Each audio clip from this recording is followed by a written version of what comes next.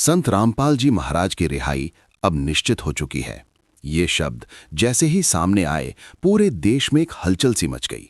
ये कोई अफवाह नहीं थी, ये कोई अधूरी खबर नहीं थी जिसने लाखों लोगों को चौंका दिया। सुबह की पहली रोशनी के साथ ये खबर लोगों के मोबाइल पर पहुंची और बिना रुके, बिना थमे हर गली, हर शहर, हर राज्य में फैलती चली गई। कोई खुशी से भर गया, कोई चुप हो गया, कोई असहज हो गया, क्योंकि जब कोई बड़ा फैसला होता है तो वो सिर्फ कागजों पर नहीं रहता, वो लोगों के मन में तूफान बनकर उतरता है। कुछ लोग वर्षों से इस पल की कल्पना कर रहे थे, तो कुछ लोग इस कल्पना से डर रहे थे। लेकिन सच्चाई ये थी कि अब इस काल्पनिक दुनिया में ये तय हो चुका था कि संत रामपाल जी महाराज जेल से बाहर आने वाले हैं। ये कहानी किसी एक व्यक्ति की नहीं है, ये कहानी उस समाज की है जो फैसलों से ज्यादा प्रतिक्रिया देता है, जो सच से ज्यादा शोर सुनता है और जो इंतजार करने से ज्यादा डरने में विश्वास करता है। जैसे जैसे दिन चढ़ा, वैसे वैसे चर्चाएं तेज होती गईं।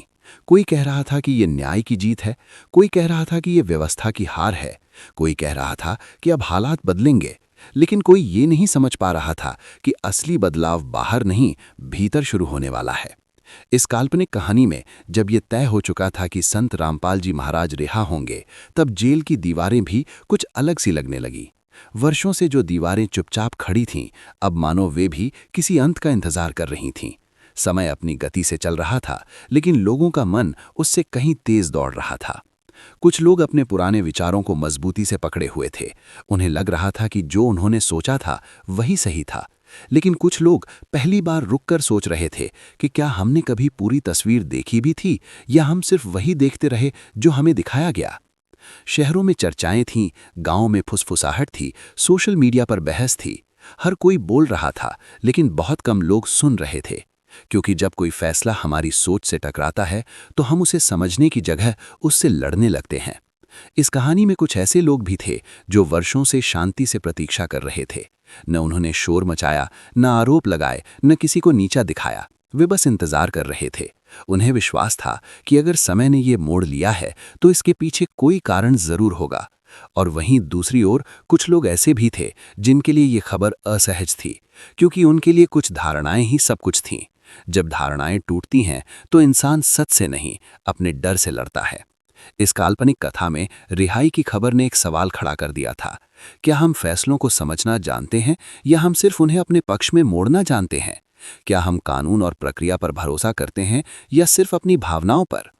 दिन बीतते गए, रिहाई की तारीफ नजदीक आती गई। चर्चाओं की भाषा बदलने लगी। अब सवाल ये नहीं था कि क्या होगा, सवाल ये था कि इसके बाद क्या होगा। क्या समाज वही रहेगा या कुछ बदलेगा? कुछ लोगों को लग रहा था कि अब उनके विश्वास को आवाज मिलेगी, कुछ को लग रहा था कि अब उनके सवाल और गहरे हो जाएंगे। लेकिन ये कहानी सिर्फ विश्वास और सवाल की नहीं थी, ये कहानी थी सोच के बदलने की। इस काल्पनिक दुनिया में जब संत रामपाल जी महाराज बाहर आने वाले थे, तब सबसे बड़ा बदलाव ये नहीं था कि कोई जेल से बाहर आएगा। सबसे बड़ा बदलाव ये था कि लोग पहली बार रुककर सोचने को मजबूर हो रहे थे। क्योंकि जब कोई लंबी प्रक्रिया अपने अंत पर पहुंचती है तो वो सिर्फ एक व्यक्ति को नहीं, पूरे समाज को आईना दिखाती है। ये आईना पूछता है कि क्या तुमने सच में समझने की कोशिश की थी, या तुम सिर्फ भीड़ के साथ चलते रहे। ये कहानी यहीं खत्म नहीं होती, क्योंकि जैसे ही एक अध्याय समाप्त होता है, दूसरा शुरू हो जाता है। ये काल्पनिक रिहाई सिर्फ एक घटना नहीं थी, ये एक संकेत थी। संकेत इस बात का कि फैसले चाहे जो हों, असली परीक्षा हमेशा समाज की होती है। और शायद यही इस कहानी का सबसे बड़ा संदेश है। जब कुछ तय हो जाता है, तब सवाल ये नहीं रहता कि कौन सही था, सवाल ये रहता है कि हम उससे क्या सीखते हैं। संत रामपाल जी महाराज की रिहाई अब निश्चित हो चुकी है। वैसे वैसे समाज के भीतर दबे हुए भाव बाहर आने लगे। कुछ लोगों के लिए ये उम्मीद की सुबह थी, तो कुछ के लिए ये बेचैनी की रात बन गई। ये वही समाज था जो कल तक अफवाहों पर जी रहा था और आज एक कल्पित निर्णय के बाद खुद से सवाल करने लगा था। हर इंसान अपने अपने मन की अदालत में बैठा हुआ था, और हर कोई जज भी था, वकील भी और गवाह भी। इस कहानी में सबसे अजीब बात ये नहीं थी कि फैसला तय हो चुका था, बल्कि ये थी कि लोगों ने उस फैसले को अपने अपने मतलब से पढ़ना शुरू कर दिया था। किसी ने इसे आध्यात्मिक जीत कहा, किसी ने इसे व्यवस्था की मजबूरी बताया, किसी ने इसे बदलाव की शुरुआत माना, तो किसी ने इसे अपने डर का सच हो जाना कहा। लेकिन कोई ये नहीं समझ पा रहा था कि फैसला चाहे जो भी हो, उसका असर सिर्फ एक व्यक्ति तक सीमित नहीं रहने वाला था। इस काल्पनिक संसार में जेल की बाहर की दुनिया भी बदल रही थी। मीडिया चैनलों की आवाजें तेज हो गई थीं, लेकिन शब्द खोखले होते जा रहे थे। हर एंकर के पास सवाल थे, लेकिन किसी के पास धैर्य नहीं था। सोशल मीडिया पर ट्रेंड चल रहे थे, लेकिन उन ट्रेंड्स के पीछे इंसान गुम हो गया था। हर पोस्ट में या तो उत्सव था या आक्रोश, बीच में समझ नाम की कोई जगह नहीं थी। कुछ लोग ऐसे भी थे जो इस पूरे घटनाक्रम को देखकर चुपचाप अपने भीतर झांक रहे थे। वे सोच रहे थे कि हमने इतने सालों में क्या सीखा। क्या हमने कभी ये जानने की कोशिश की कि सच क्या है, या हम सिर्फ वही मानते रहे जो हमें आसानी से परोसा गया।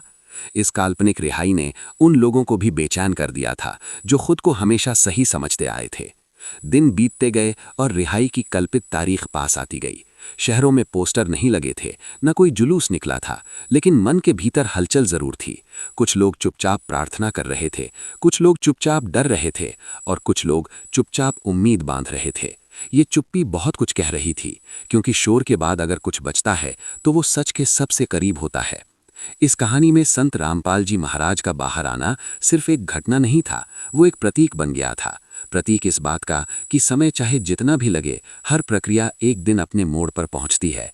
और जब वो मोड़ आता है तो समाज को ये तय करना होता है कि वो उस मोड़ पर रुककर सोचेगा या बिना देखे आगे भाग जाएगा। कुछ लोग इस कल्पित रिहाई को लेकर अपने पुराने अनुभवों को याद करने लगे थे। वे याद करने लगे थे कि कैसे उन्होंने कभी किसी की बात बिना सुने ही राय बना ली थी, कैसे उन्होंने भीड़ के साथ चलना आसान समझा था, और कैसे उन्होंने सवाल पूछने से खुद को रोका था। ये कहानी उन यादों को कुरेद रही थी जिन्हें लोग अक्सर दबा देना चाहते थे। जैसे ही ये खबर पक्की मानी जाने लगी, वैसे वैसे एक नई चर्चा शुरू हुई। अब आगे क्या? क्या लोग पहले जैसे ही रहेंगे, या ये घटना उन्हें कुछ सोचने पर मजबूर करेगी? क्या समाज सिर्फ फैसले का इंतजार करता रहेगा, या वो अपनी भूमिका भी समझेगा? क्योंकि हर बड़ा बदलाव तभी सार्थक होता है जब लोग उसके बाद खुद को बदलने को तैयार हों। इस काल्पनिक कथा में सबसे बड़ा सवाल ये नहीं था कि संत रामपाल जी महाराज जेल से बाहर आएंगे या नहीं। सबसे बड़ा सवाल ये था कि क्या समाज अपनी सोच की जेल से बाहर आएगा? क्या लोग अफवाह, डर और पूर्व धारणा की सलाखों को तोड़ पाएंगे, या फिर किसी नए विषय पर वही खेल दोहराया जाएगा? कुछ लोग इस पूरी कहानी को देखकर ये भी समझने लगे थे कि न्याय और प्रचार में कितना अंतर होता है। न्याय चुपचाप अपना काम करता है, उसे तालियों की जरूरत नहीं होती, लेकिन प्रचार को शोर चाहिए, क्योंकि शोर के बिना वो जिंदा नहीं रह सकता। इस काल्पनिक फैसले ने इस अंतर को और साफ कर दिया था। जैसे जैसे समय आगे बढ़ा, लोगों को ये एहसास होने लगा कि उन्होंने जितनी ऊर्जा दूसरों पर आरोप लगाने में लगाई, उतनी ऊर्जा अगर समझने में लगाई होती तो शायद हालात अलग होते।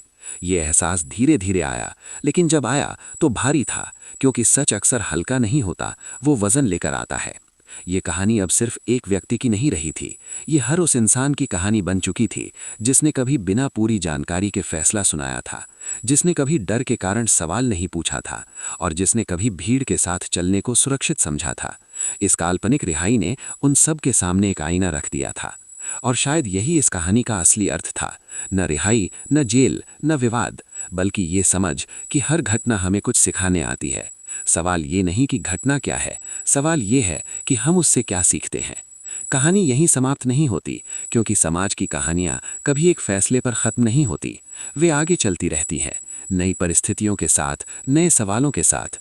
ये काल्पनिक कथा भी वहीं छोड़ देती है जहां से असली यात्रा शुरू होती है, सोच के भीतर। क्योंकि जब एक बार इंसान सोचने लगता है तो वो सिर्फ खबर नहीं देखता, वो उसके पीछे का सच ढूंढता है। और शायद यही इस पूरी कहानी का सबसे बड़ा संदेश है।